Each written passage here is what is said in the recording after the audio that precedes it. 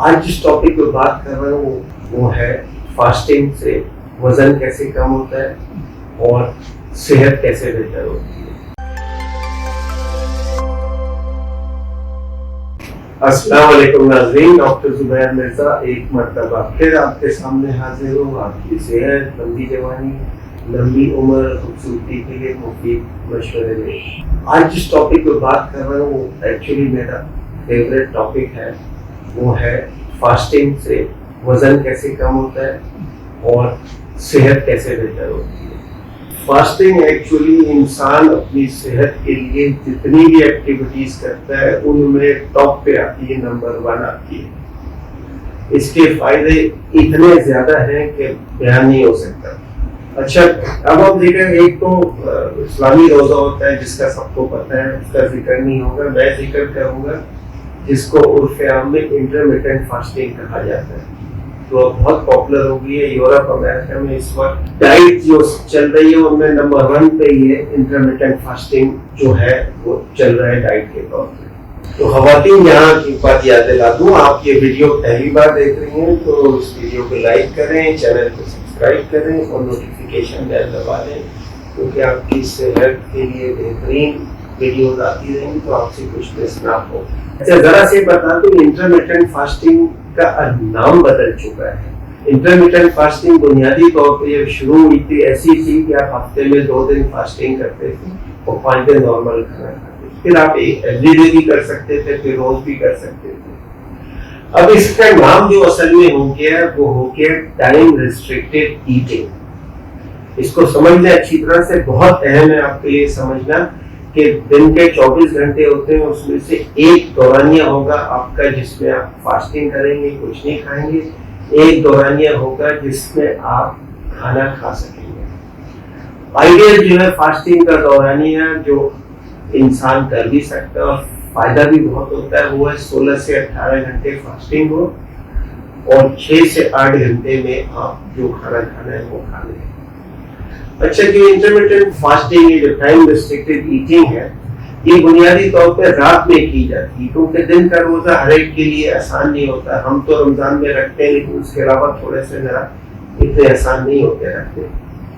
तो रात में ऐसा होता है कि आप सीधा सा आप रात को 8 बजे खाना खाएं, उसके बाद अगला खाना जो आपका होना चाहिए वो 12 और 2 बजे के दरमियान होना चाहिए। तो आपकी 16 से 18 घंटे की फास्टिंग हो गई। इसमें आपको पानी, ग्रीन टी, चाय, कॉफी बगैर दूध और चीनी के इजाजत है पीने। तो आप ये थोड़ा लिक्विड लेते रहें तो पता ही नहीं चलता। और 2 बजे दोपहर से 8 बजे तक आप जो है अपना खाना खाएं, चाहे वो 1 दफा खाएं, 2 दफा खाएं या 3 टुकड़ों में खाएं, इसमें कोई प्रॉब्लम नहीं है। इसके बेशुमार फायदे हैं। उसके फायदे की मेन वजह मैं आपको बताता हूँ। उससे पहले थोड़ा सा ये समझा दूं कि आपको बॉडी में जो खाना खाते हैं वो किस लिए जरूरी है। तो आपकी एक तो बढ़ने के लिए आपको चीज चाहिए, रॉ मटेरियल। जब आप एक पहुंच गए, जवानी पे पहुंच गए, उसके बाद बढ़ना तो नहीं है। फिर आपको खाना जो है फिर बुनियादी तौर पे सारा इस्तेमाल होता है एनर्जी बनाने के। खाने में 3 मेन चीजें होती है, कार्बोहाइड्रेट, प्रोटीन और फैट। ये कार्बोहाइड्रेट ग्लूकोज शक्ल में जाता है, फैट्स जो है वो फैटी एसिड की शक्ल में और प्रोटीन अमीनो एसिड की शक्ल में। जब आप खाना खाते हैं तो ये हजम होकर खून के जरिए ये बॉडी के हर सेल तक पहुंचाया जाता है। बॉडी का हर सेल जो है वो अपनी एनर्जी खुद बनाता है। एनर्जी बनाने के लिए इसके रॉ मटेरियल चाहिए। जब ये रॉ मटेरियल, ये खाना वहां तक जाता है तो सेल में दाखिल होने के लिए इंसुलिन की जरूरत होती है। तो आप इसको एक आम सी जबान में समझिए कि इंसुलिन आके दरवाजा खटखटाती है, दरवाजा खोलो, मैं खाना लेके आई हूँ। सेल दरवाजा खोल देता है, जो खाना जो ग्लूकोज वगैरह वो अंदर चले जाते हैं, बॉडी उसको एनर्जी के लिए इस्तेमाल करती है। लेकिन अगर आप बार बार खाएंगे, सुबह 8 बजे नाश्ता किया, 11 बजे कुछ पापे बिस्किट खा लिए चाय के साथ, 1 बजे लंच किया, 4 बजे फिर चाय के साथ कोई केक पेस्ट्री खा ली, फिर 8 बजे खाना खाया, फिर 11 बजे रात को टीवी देखते हुए कुछ फ्रूट खा लिए, कुछ पॉपकॉर्न खा लिए। दिन में 6-7 दफा खाना हो जाता है। इसके अलावा मीठा, आइसक्रीम चीजें अलग हो जाती है। तो बार बार खाना सेल में जाता है, बार बार इंसुलिन दरवाजा खटखटाती है कि खाना लेके आए हो, तो सेल बादी हो जाते हैं, तंग आ जाते हैं। फिर एक सूरत होती है, इसको कहते हैं इंसुलिन रेजिस्टेंस।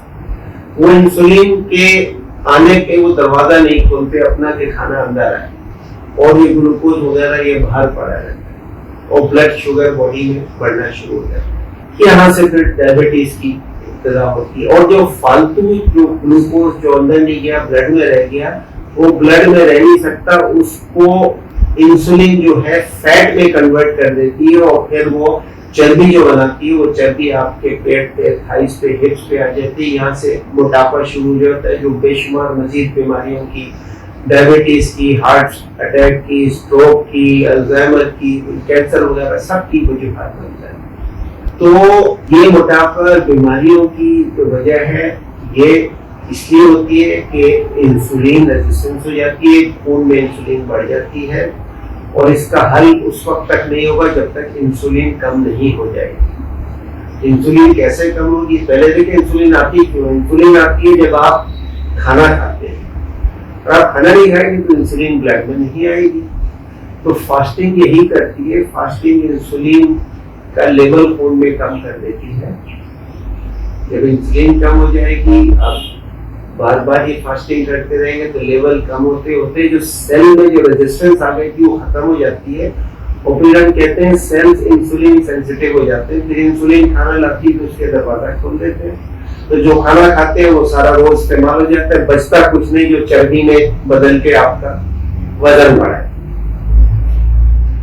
अच्छा, अब यह है कि आप कोई सादे सी चीज तो समझ में आ गई, लेकिन अब आप फास्टिंग एकदम से आप सोचे मैंने कल से शुरू करनी है, और आपको 8 बजे खाना खाया और 2 बजे जाके लंच किया, या 18 घंटे में आपको परेशानी लगेगी, सुस्ती आएगी, कमजोरी आएगी, जिसको कहते हैं ब्रेन फॉग सी आती है, कंसंट्रेट नहीं कर सकते, अटेंशन नहीं रहती।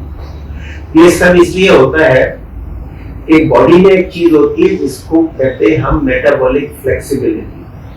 वो ये है कि बॉडी में एनर्जी के लिए सबसे ज्यादा ग्लूकोज इस्तेमाल होता है। जब ग्लूकोज नहीं होता तो फैट इस्तेमाल होती है। जब ग्लूकोज खत्म होने लगता है तो ऑटोमेटिकली फैट रिलीज होती है और एनर्जी के लिए इस्तेमाल होती है।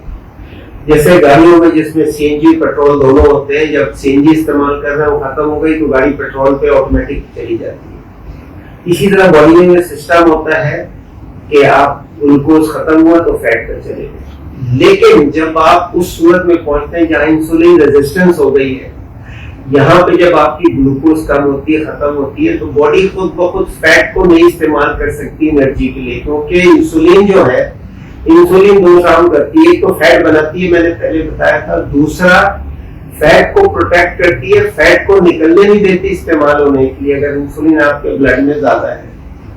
तो इसीलिए इंसुलिन को कम करना बहुत जरूरी होता है कि जब इंसुलिन कम होगी तभी फैट रिलीज होगी स्टोर से, जो पेट पे गोदाम है, जो थाइस और हिप्स पे गोदाम है, वहां से फैट निकल के एनर्जी बनेगी, और जितनी फैट इस्तेमाल होगी उतना अपना वजन कम होता रहता है, और आहिस्ता आहिस्ता आप अपने टारगेट पे पहुंच जाते हैं। बहुत सादा सिंपल सा साइंटिफिक तरीका है, लेकिन इसको प्रॉपर्ली करना। अब आप यकदम जो मैंने बताया कल से शुरू करेंगे तो आपको परेशानी इसलिए होगी कि जब आपकी सुबह 8 बजे 9 बजे ग्लूकोज कम हो गया, खत्म हो गया, तब आपको एनर्जी तो चाहिए, फैट निकल नहीं रही, एनर्जी कम हो गई, तो फिर आपको सुस्ती, कमजोरी और अटेंशन नहीं आती, और जिसको ब्रेन फॉग कहते हैं हो जाता है। तो इसके लिए तरीका ये है कि आप ग्रेजुअली आहिस्ता आहिस्ता जाए।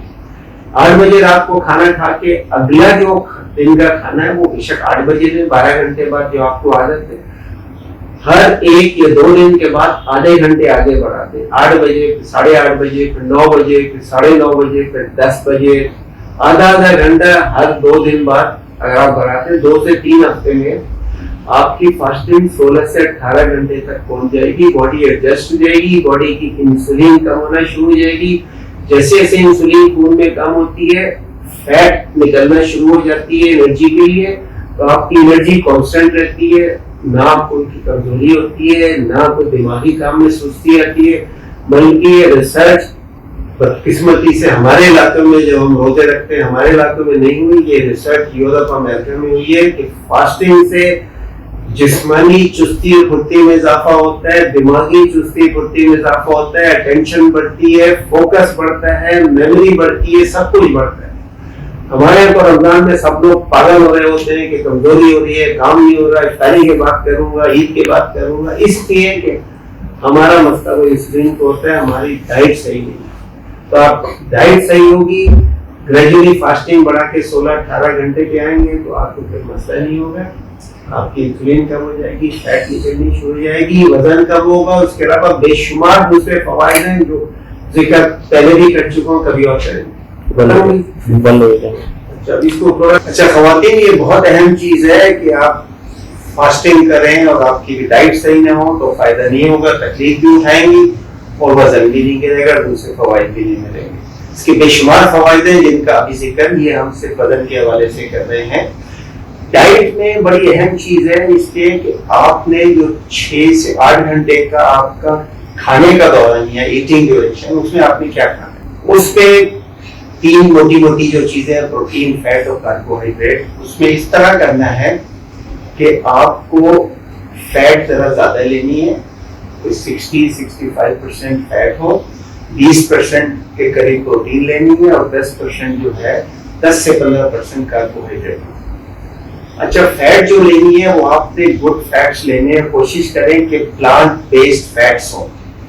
एनिमल फैट जो सैचुरेटेड एनिमल फैट है कम से कम हो, मना नहीं है खाना लेकिन कम हो तो बेहतर है।